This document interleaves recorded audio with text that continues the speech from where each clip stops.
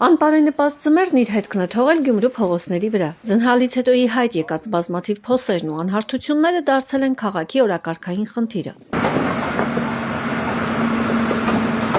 Քաղաքապետարանի տեխնիկաները դուրս են եկել փողոցներ հարթեցման աշխատանքներ իրականացնելու։ Այս պահին աշխատանքների կենտրոնում Բորյան փողոցին հարող նրբանցքներն են։ Տեխնիկան հարթեցնում եւ խճապատում է ճանապարհները, դրանք ժամանակավորապես երթևեկելի դարձնելով բնակիչների համար։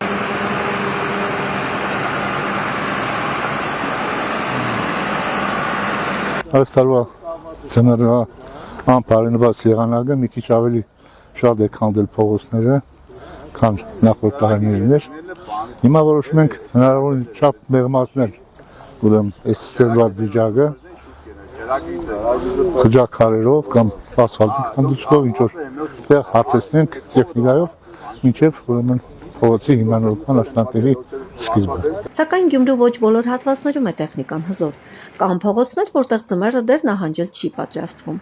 Օրինակը Անի թաղամասի Եղիշե Չարենցի փողոցն է։ Այստեղ սառցակալումն այնքան խորն է, որ նույնիսկ ծանր տեխնիկան անզոր է։ Իրավիճակին տեղում ծանոթանալու նպատակով Անի թաղամաս էր այցելել Գյումրու քաղաքապետին փոխարինող Ավետիս Առաքելյանը։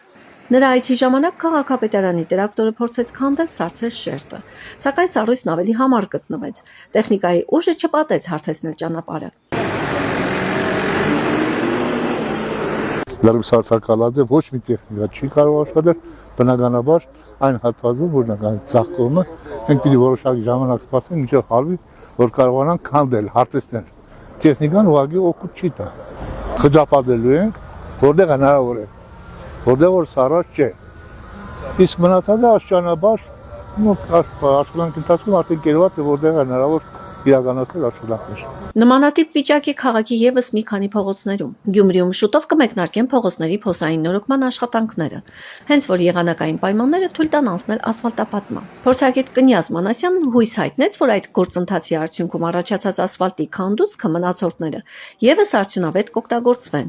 Այդ նյութով նախատեսվում է հարթեցնել եւ երթևեկելի դարձնել քաղաքի այն փողոցները, որոնք այս պահին դժվար անցանելի են։ Հավանաբար հաջորդ շաբաթ մենք կունենանք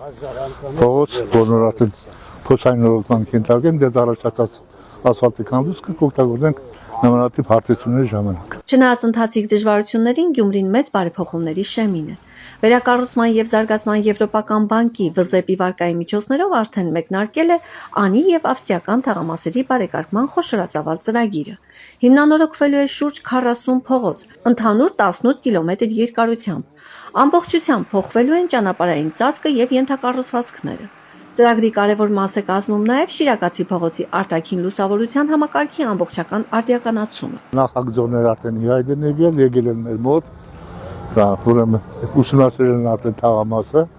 առաջիկայում արդեն կսկսեն նախարարային աշխատանքների իրականացումը։ Մինչ շինարարական մեծ եռուզառը կհասնի Անի թաղամաս, քաղաքապետարանը շարունակելու է կոսմետիկ հարթեցումները, փորձելով մեղմել բնակիչների հոգսը։ Իսկ Գյումրու փողոցների լիարժեք տեսքի գալը ժամանակի եւ եղանակային պայմանների հարց է։ Հիմնարար լուծումների մեկնարկն արդեն տրված է։ Փողոցաշինության ծավալներն այս տարի զգալի են։